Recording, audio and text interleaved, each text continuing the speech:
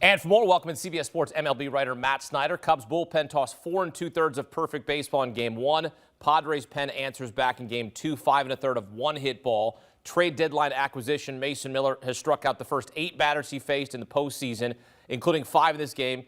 Then he hit a guy, was lifted for Robert Suarez, who got help from Fernando Tatis Jr. on a liner to end the 8th. Suarez then closed it out in the 9th to preserve the shutout. Matt, what can you say about the job Mason Miller did in this game? I mean, this is exactly why Preller made that move, right? I mean, other than that, he likes to move chess pieces all over the place.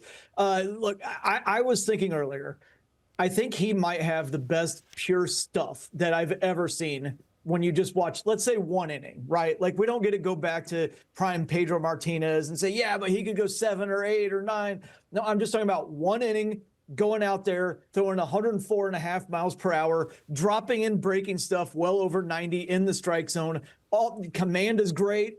I just don't think there's anybody who's ever been better in baseball history at making hitters look foolish with just overwhelmingly good physical, raw stuff. And again, that's why AJ Preller went out and got him. The bullpen as a whole, Adrian Morejon, you can't say enough about what he did being brought in so early in the game, bridging that gap to Mason Miller there. He threw in Game 1 as well. Miller threw in Game 1 and Game 2. They both extended themselves a little. We'll see in Game 3 if that matters. But it didn't matter during the game today because you're just trying to get to Game 3 before you can even think about it. And the story of the day was the Padres bullpen led by Mason Miller. Yeah, the key is getting the lead to them, right? Like, if you're going to get a lead to those guys, then they can shut it down. As the stars step up for the Padres, get a run in the first inning against the Cubs opener, Andrew Kittredge, to set the tone. Manny Machado, after sliding up against the Cubs dugout, attempting to make a catch, comes to the plate in the next inning, hits a 2-run homer off a Shota Imanaga, left the ball over the middle of the plate. And consider Machado 0 for his last 13 in the postseason before that homer. Matt, what a moment for Machado, really a turning point in this game. Yeah, absolutely. That was the big blow. Obviously, it was a 2-run home run and everything, but it was it's just 1-0, right? It was yesterday. And then the Cubs hit back-to-back homers in the 5th. They manufactured a run later. They won 3-1.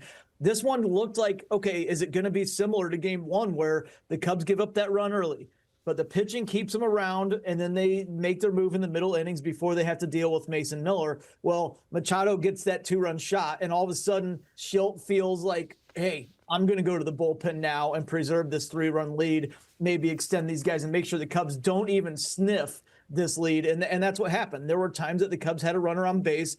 Didn't seem like that big of a deal because it was a 3-run lead instead of that 1-run lead. Such a big deal.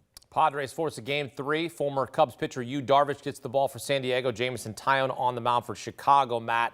But you'd have to think this game will once again come down to the bullpens. Who's going to be the most elite?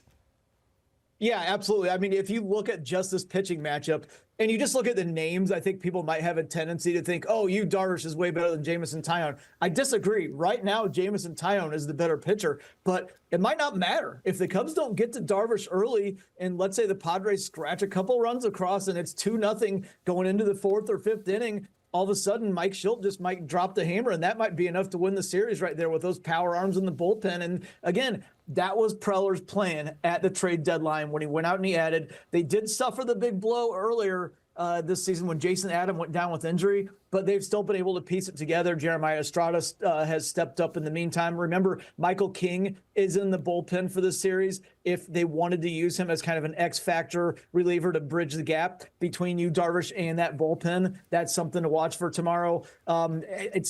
I think it's going to be low scoring again, and a lot's going to come down to the bullpen performance. I think that if the starters stayed in for a little bit, I would give the advantage to the Cubs. But I have a feeling it's going to be a lot of bullpen, and so you have to give a slight advantage to the Padres. It's going to be a close one. This feels like an absolute toss-up.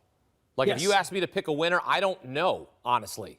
Like, it could go either way because, like, if the Padres get a 1-0 lead, their bullpen is good enough to hold on. If the Cubs come out and slug their way to, I don't know, a 4-run lead early on, their bullpen's good enough to hang on. I think it's going to come down to the bullpen, Matt, but it's also going to come down to who can come up in those clutch moments like what we saw from Manny Machado on this day. Absolutely. Absolutely. And the Cubs do have a better offense, but when the pitching is this good, it's such a small margin of error for the offense, and the Cubs were swinging and whiffing all day today because that stuff on the Padres pitching staff, especially in the bullpen, is so good. And let's give credit to Dylan Cease while he was in the game as well. He was great. If he wasn't great and it was 3-1 Cubs before Machado came to bat, maybe the Cubs go to the bullpen and don't let Shota Imanaga see Machado there or something like that. It's a totally different game. So you have to give Dylan Cease credit as well. Like I said, Cubs have the better offense. Padres have the better bullpen, but the margin isn't that huge on either side.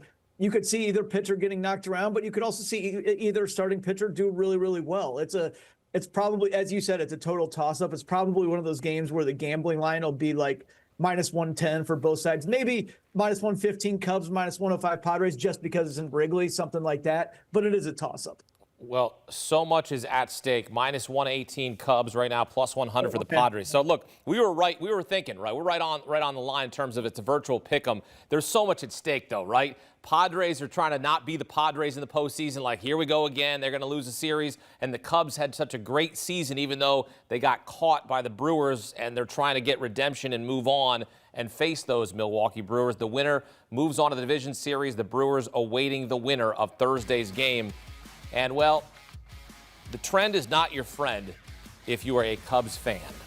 Chicago's 0-3 in winner-take-all games at home. The last such loss was in 2018. Small sample size, okay? Both teams got to show up big. It's win or the season is over. First pitch set for just after 3 p.m. Eastern time on Thursday from Wrigley Field.